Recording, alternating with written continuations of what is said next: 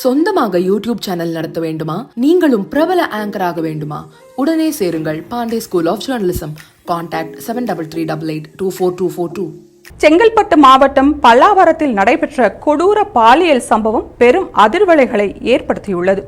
13 வயது பள்ளி மாணவி பாலியல் வன்கொடுமை செய்யப்பட்டு கர்ப்பமாகியுள்ள விவகாரத்தில் 12 பேர் கைது செய்யப்பட்டுள்ளனர்.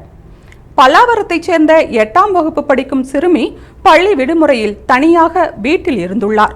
இதை சாதகமாக பயன்படுத்திய அப்பகுதியைச் சேர்ந்த சிறுவன் தண்ணீர் கேன் போடுவது போல அணுகி பழக்கத்தை உருவாக்கியுள்ளான்.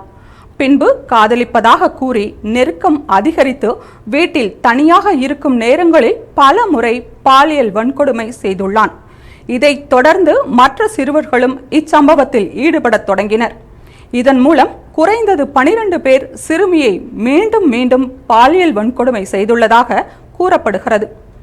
சிறுமி உடல்நிலை பாதிக்கப்பட்ட நிலையில் அவரது தாய் அவளை குரோம்பேட்டை மருத்துவமனைக்கு அழைத்துச் சென்றார். பரிசோதனையில் சிறுமி கர்ப்பமாக இருப்பது தெரிய வந்தது.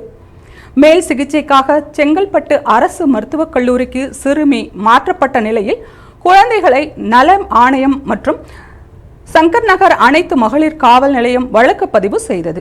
விசாரணையில் 19 முதல் 22 வயதுள்ள 4 வாலிபர்கள் மற்றும் 8 சிறுவர்கள் என மொத்தம் 12 பேர் கைது செய்யப்பட்டனர். குற்றவாளிகள் நந்தகுமார், சஞ்சய், சூர்யா, நிக்சன் ஆகியோரின் பெயர்கள் பதிவாகியுள்ளன. சிறுவர் சீர்திருத்த பள்ளிக்கு அனுப்பப்பட்டு மற்றவர்கள் புழல் சிறையில் அடைக்கப்பட்டனர். இந்த சம்பவத்தில் அதிர்ச்சி தரும் விதமாக சிறுவர்கள் கைது செய்யப்படும் போது சுற்றுலாவுக்கு செல்வது போல சிரித்தபடி இருந்தனர். இது பார்ப்போரையும் போலீசாரையும் ஆத்திரமடைய செய்தது.